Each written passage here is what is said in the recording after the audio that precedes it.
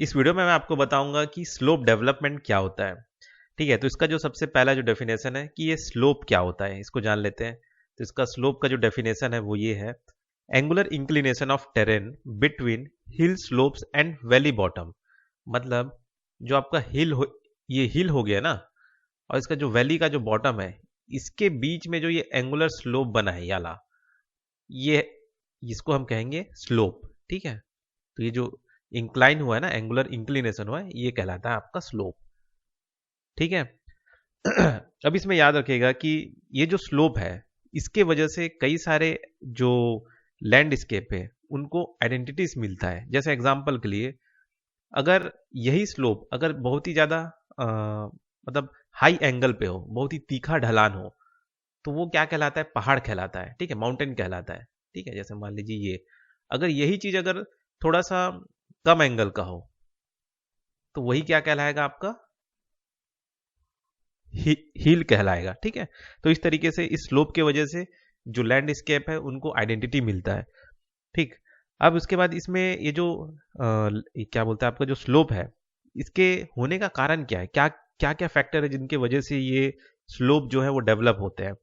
तो जैसे क्या होता है, जियोलॉजिकल स्ट्रक्चर कैसा है, ठीक, क्लाइमेट कैसा है वहाँ का, वेजिटेशन कवर कैसा है, मतलब पेड़ पौधे वहाँ पे क्या है, ड्रेनेज टेक्सचर कैसा है, और साथ ही साथ आपका जो ड्यूरिडेशनल प्रोसेस है वो कैसा है। ड्यूरिडेशनल प्रोसेस मतलब एक तरह से जो एक्सोजेनेटिक प्रोसेस होता है, जैसे एक्सोजेनेटिक फोर्स आप जान रहे हैं ना, कि जैसे हवा चला तो वो कैसा है, या पानी ऊपर से जब बह रहा था तो वो कैसा है, ये सारे जो है एक्सोजेनेटिक फैक्टर्स हैं। तो यही सब चीज जो है डिनोडेशनल प्रोसेस में आता है। ठीक है, तो ये सारे चीज जो है, ये जो स्लोप है उनके डेवलपमेंट को प्रभावित करते हैं, फैक्टर्स। ठीक है, साथ ही साथ यहाँ पे एक बार और पढ़ लेते हैं कि फैक्टर चेंजिंग स्लोप, क्या क्या फैक्टर है जो कि स्लोप को चेंज करते हैं। तो दो तरह के फैक्टर होते हैं, एक होता है एंडोजेनेटिक और दूसरा होता है एक्सोजेनेटिक। एंडोजेनेटिक में क्या होता है, जैसे आपका मतलब जो जमीन के अंदर से फोर्स क्रिएट कर रहे हो। एग्जाम्पल के लिए आपका टेक्टोनिक फोर्स हो गया। ठीक है, उसके बाद आपका होता है आपका वॉल्केनिक हो गया। ठीक, तो ये जो चीज है ये आपका एंडोजेनेटिक फोर्स है। ठीक है, इस वजह से जो भी आपका स्लोप बनता है, ठीक है, तो उससे क्या होता है, वर्टिकल वर्टिकल इरेगुलरिटी आता है। मतलब नीचे से कुछ ढकेल रहा है तो जाहिर सा बात है ऊपर की तरफ वो उठेगा। तो ये जो वर्टिकल ये अप एंड डाउन हो रहा है, वर्टिकल वर्टिकल जो इरेगुलरिटी आ रहा है, इसको हम कहते हैं स्लोप इवोल्यूशन। ठीक है, इसको याद रखिएगा। दूसरा आता है आपका एक्सोजेनेटिक फोर्स, एक्सोजेनेटिक फैक्टर, जिसको हम लोग ड्यूरेशनल फोर्स भी कहते हैं। इसमें दो तरह का मतलब प्रोसेस है। पहला आता है आपका डिग्रेडेशन और दूसरा आता है आपका एग्रेडेशन।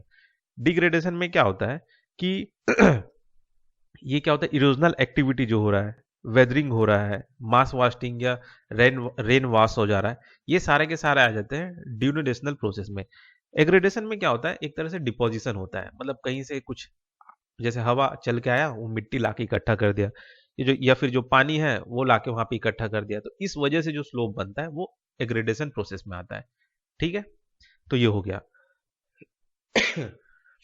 अब जानते हैं इसमें ये जो स्लोप होता है, ठीक है, ये जो स्लोप है, इसमें क्या क्या एलिमेंट है। ठीक है, तो इसमें चार एलिमेंट है। मैं एक छोटा सा ड्राइंग बना देता हूं।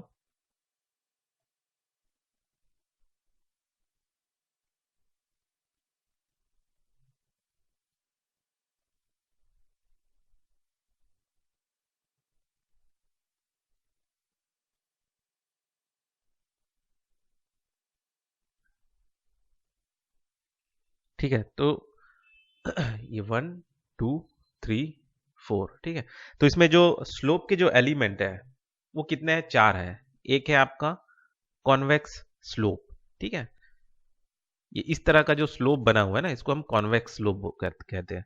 ठीक, ये जैसे जैसे आपका नीचे आते जाएगा ना, इसका एंगल जो है ना वो क्या होता जाएगा, कम इंक्रीज होता जाएगा।